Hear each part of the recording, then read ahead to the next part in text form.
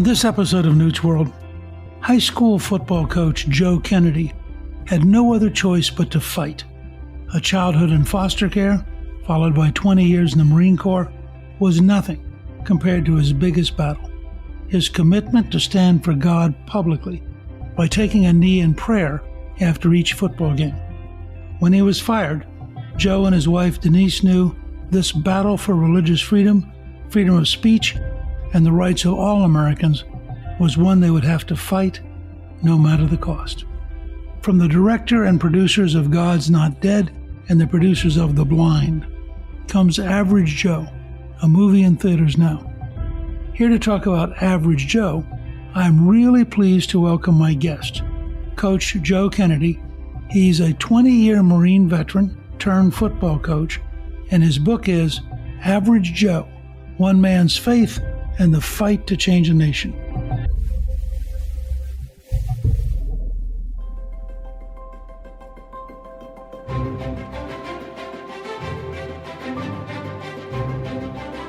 Coach Joe, welcome and thank you for joining me on Newt's World. Oh, thank you so much, sir. It's quite an honor for me. Can you share a little bit about your background and why you joined the Marine Corps? Yeah, when I was a kid, I was an unwanted pregnancy and I was kicked out of my house. I was a horrible kid. I got for fighting, any kind of trouble you could possibly imagine. I went to, 12 different schools. I was in foster homes, boys' homes, group homes, and just couldn't find a place that I fit in. And the Marine Corps seemed like the perfect place since I get paid to fight. And I knew I needed discipline and I needed something in my life. And that's where my love of my country and the Constitution came into play, because I became something bigger than myself. You served for 24 years. That's a pretty tumultuous time in terms of having to deal with America's enemies. Yeah, that's for sure. I never thought I'd be fighting here in the States over something as simple as a 15-second prayer, but it was an honor to serve in the Marines. Somebody once said that you serve in the Army, but you are a Marine. That is very well put. That is exactly the truth. So you're still walking around thinking Semper Fi. Hoorah, 24/7. All right. You served 20 years, you leave the Corps. What motivated you to become a high school football coach? Well, I just found my faith when I retired. I got married to my childhood sweetheart, and she was a good church girl. I was failing miserably at being a husband. And when I accepted the Lord, I told him that I would give him anything if he fixed my relationship with my wife. And so he thought it was a great idea that I start coaching football. And I was approached by the athletic director at the school district. And I put up a fight, didn't want to do it. But after a few months of him hounding me, I finally gave in because I figured God had something in store for me and I just had to do it. I mean, had you spent much time with football? Were you sort of a fan of football or? No, I watched my fair share of football. I played a little bit in the Marine Corps, but it is nothing like real football. Don't know anything about offense or defense. You just really just go across and smack the guy in front of you and try to kill the guy with the ball. So, yeah, I had no football knowledge whatsoever. So what was your first year like? That must have been almost frightening. It was actually really, really good because I got to focus on nothing but the kids that were doing the X's and O's. And it freed up the other coaches just to worry about football. So I took care of these kids in their homework, their home life, girlfriend problems, everything, and getting the most out of them on the field, trying to get them at 100% when they're playing in the game. When did you start kneeling at the 50-yard line and offering a prayer? Yeah, that started right at the very beginning. I was watching Facing the Giants, and that inspired me to give all the glory to God after each game. And that's what I did I was in my 8th year. So 8 years I prayed on the field twice a week. And it was always just a really quick thing to say thanks for letting me be part of this game. What would you say your coaching philosophy was at that point? Well, really, it was mostly just teaching these young men how to become good young men, because a lot of them come from broken homes, single parent families, and our school is in a very poor district. So we get what society considers all the leftovers. And I graduated from school, so I wanted to be part of their lives. And my philosophy was just to build a team, teach them about discipline, the team building aspects of it, and trying to get the most out of them so they believe in themselves, so they could become great citizens in our community. So when you are in the process of doing this and you're praying, at some point students start asking if they can pray too. Yeah, it started sometime during the first year. It was months into it. They saw me out there taking a knee after the football game, and they said, Coach Kim, well, first they asked what I was doing out there. I said, thanking God for what you guys did. And they wanted to know if they could join. And I said, this is a free country. Of course you can do whatever you guys want to do. So it kind of grew from there. In the 8th year, we had not just our team, but we had teams from every team in our league was joining us on the 50-yard line after games. Well, that's tremendous. And then the school district steps in. Yeah. Was there a complaint, or why did they step in? Actually, they got a compliment from somebody at another school district, saw what we were doing and called our principal and said, hey, I want to tell you what your football program is doing is awesome. So this all started from a good compliment, and they launched an investigation, and they thought it was so much easier just to have me stop praying with the kids than to actually stand up for people's rights. And I complied with them. Then the news got a hold of it. It got out of control, and they wanted me to stop praying altogether where people could see me in public, and that's where I had my rub. How did the students react to being told they couldn't pray with you? They were pretty upset. The school has only one policy. You cannot encourage nor discourage kids in prayer. And I really tried to hit that mark every single time. So when they wanted to come out, I had to explain to them that this was my fight, even though they wanted to support me. Their fight was out on the field. Mine was on my knee after the game. So, I mean, it's a great team, good community, good kids. And I was there for so many years. I get to help raise these kids, and they fully understood it. They didn't like it, but they understood where I was standing. This is a little strange. They send you a letter telling you to quit praying with students.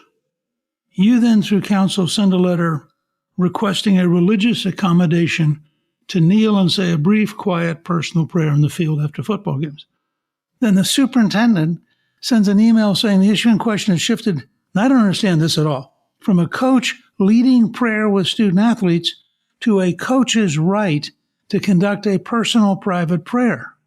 I had the hardest time trying to figure that out.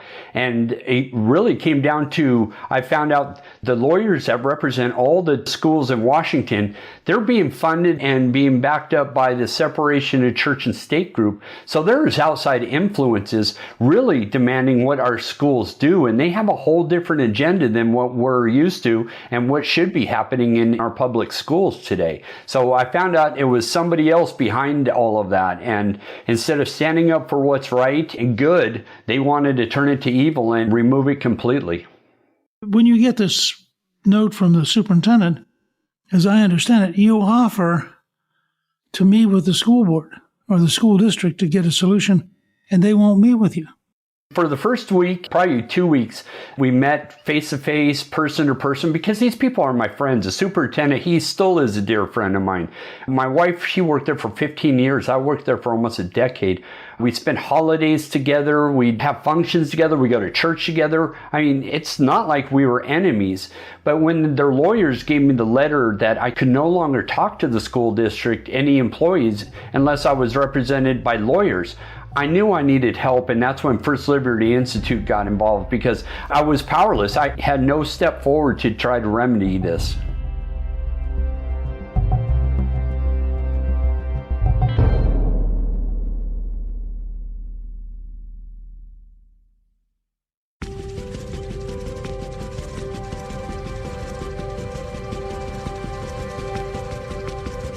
At that point, they announce a new ban on any employee engaging in any, quote, demonstrative religious activity that is, quote, readily observable to students and the attending public.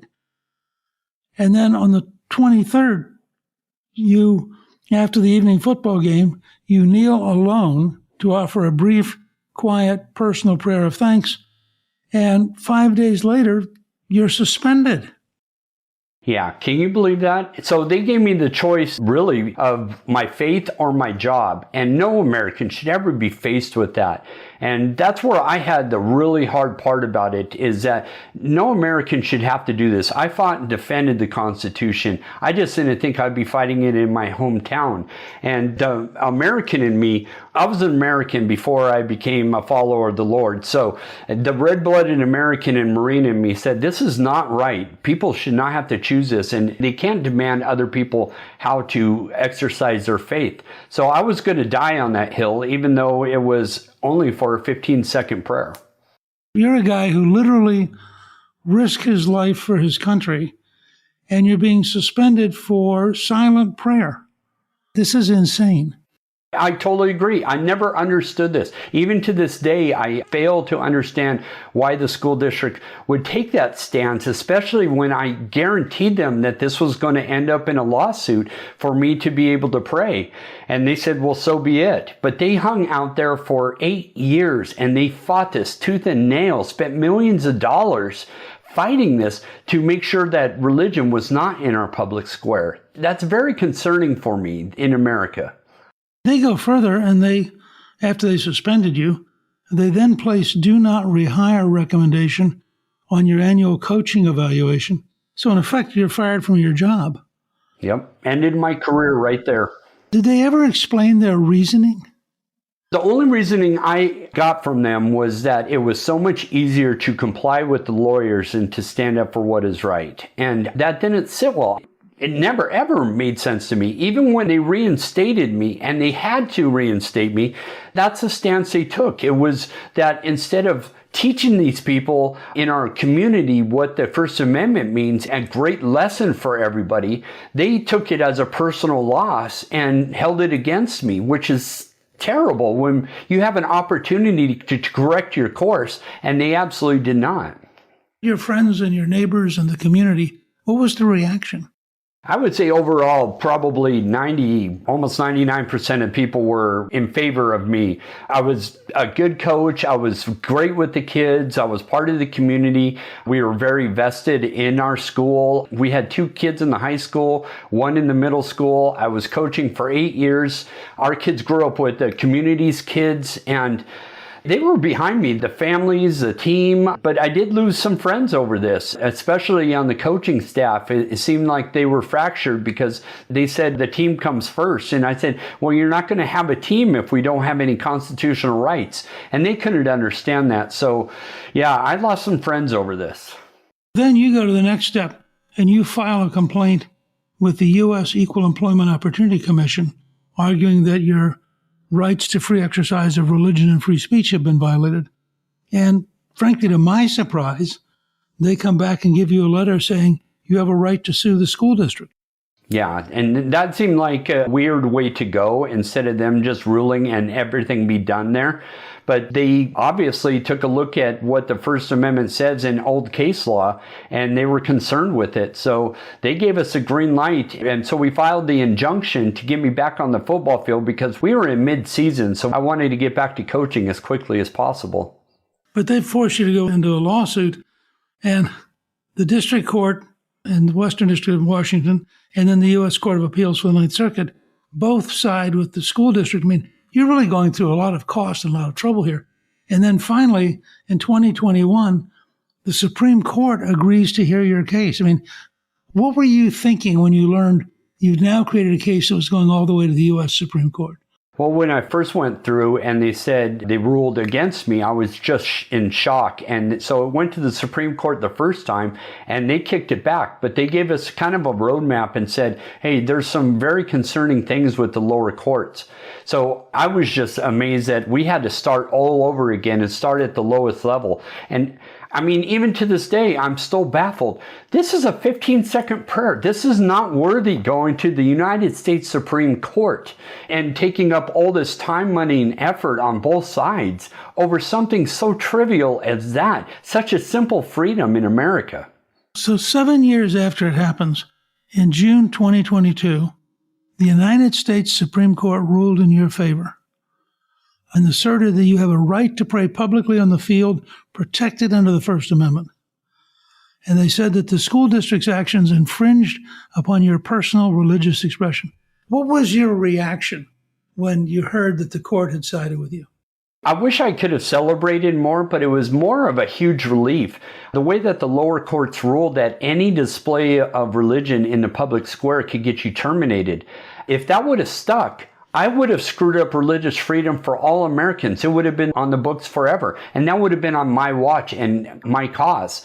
So I didn't get a chance to really enjoy the victory of it. I was just so glad and relieved that we didn't screw it up. And the Supreme Court took a look at what the First Amendment says and bounced it off the facts of the case and came up with the right decision. You now reinstated. It's an amazingly long fight, 7 years.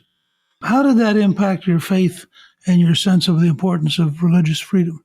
Yeah, it really solidified it. It was always a freedom thing for me. It just happened to be about religion. As a follower of the Lord, I didn't know which way to go. I don't know if I'm supposed to fight these people or what. It was really the case of the Constitution that really kept me going, knowing that God called me to serve and gave me this fighting spirit, and everything I went through in my entire life was leading up to this moment. So I think He was pretty proud of me and sustained my wife and I throughout that long, horrible battle. I was going to say, your wife must have had a real sense of commitment to you and a real sense of being a partner on this extraordinary journey. Yeah, behind every man there is a greater woman, and I tell you, there is so much truth to the power of a praying wife. If you have that support, you could get through anything.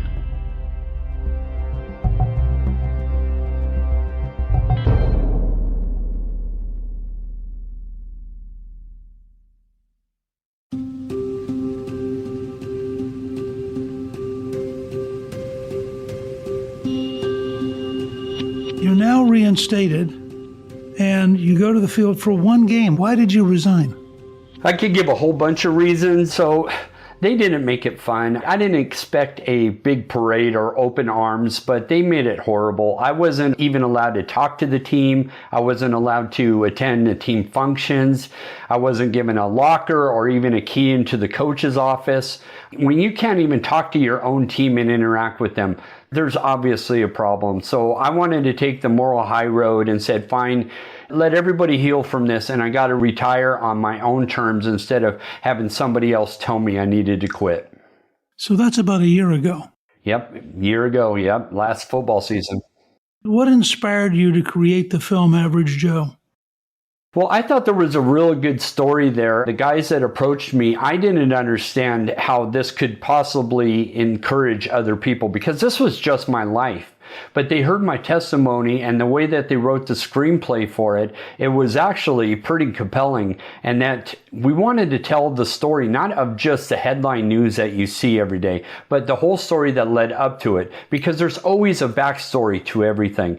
And we had an opportunity to show people that no matter where you come from in life, no matter what the odds are against you, that if you stay faithful and you stay true, that good things can happen and you aren't defined by your past. So we really want to encourage Americans to have a good love of their country, their love of their spouses, and for the love of their God. It was really kind of daring because you kind of have to stand outside yourself and watch a bunch of strangers trying to explain who you are. You've really been through a lot. I mean, did you ever have any idea your life would follow this many twists and turns? No, you could never guess this. I'm probably the least likely person in America that should have been called for this. My background says that I shouldn't have made it. My entire life has just been about fighting and trouble. I never thought that it would be motivating for people. And when God calls you, man, He calls the weirdest people and to stand up for the right things. But they picked the fight with the wrong guy. You don't pick a fight with a Marine without expecting to have it last a little while and us put up a good fight. In that sense, did the Marine Corps really sort of shape you into the person you are today? It absolutely did. And everything about my coaching reflected that. Training young men and women how to become good military people, good citizens, and really be able to stand up on their own and have the trust of their brothers and sisters and that respect for the Constitution. This was a great thing for me and turned my life completely around. If young people come and ask your advice, do you generally recommend that they join the Corps? No, I do not. Every kid is different, obviously, but there's two extremes. You have the Air Force on one side, which is a very corporate, good way of life. They got a good way of taking care of their people. And then you have the Marine Corps that we get the leftovers and we have the roughest environment. So there's a good difference between the one side to the other. And I encourage people to go where they fit best. If you want to be challenged more than anything in your life and see what you're made of, you go in the Marine Corps. If you just want to serve and not have to worry about that part of it, go into any other service. And just serving is worth it in any of the branches. I'm really intrigued with your life story. What happens next? I've been asked that quite a bit lately, and I have absolutely no idea. I have a platform right now that I get to speak about free speech and freedom of our religion and all the freedoms we have in America. And so right now I'm trying to get people out there to, number one, get out and vote, be active in their schools, in their communities, even in their home life, and men to be men today. That's what we really need in our society. And I'm using my platform right now to encourage people and helping people be able to stand up and be good Americans. And do you think that requires courage? It just takes a little bit, because courage isn't something that you really can develop. It's something that you have inside you to do what's right, even if it's not popular. And it doesn't change the fact that you're scared. I mean, I never wanted this battle. I was scared to death that I was going to mess this up for everybody. Everybody's looking at you. But going through that adversity, that's where the courage comes in, is to stick with your convictions and being able to stand on your own 2 feet, because you have so many people that are behind you and supporting you and helping you today. I think you have an amazing story, and I'm very honored that you would come and spend some time with us. And I know you're remarkably busy. Can you imagine yourself making another movie? We talked about that, because you can't put 50 years of life. There's just too much to put in there, and there were so many unanswered questions. If they do, cool. If they don't, I'm okay with that. I don't mind riding into the sunset and finally retiring from this and leaving it to the young bucks to continue on this journey. But I'm here to encourage anybody else and to stand with all Americans right now. You just strike me as pretty young and pretty energetic to be riding off into the sunset. I got a lot of miles on this body, my friend. Well, I want to thank you for joining me. Your new film, Average Joe, is a must-see for anyone who cares deeply about the future of this country and religious liberty. And our listeners can watch the trailer and buy tickets to the film by going to averagejoemovie.com. It's a real honor for me to have this opportunity to chat with you and to explore what has been kind of an amazing journey. Well, thank you. I have been a follower of yours my whole entire life, so this has been a huge, huge blessing for me. One of the highlights I'm going to put in my life. Well, thank you. Maybe it'll make the next book or the next movie. We'll put it in if they do, absolutely. Thank you to my guest, Coach Joe Kennedy. You can get a link to buy tickets to see his new film, Average Joe, on our show page at newsworld.com. Newt's World is produced by Gingrich 360 and iHeartMedia. Our executive producer is Garnsey Sloan. Our researcher is Rachel Peterson.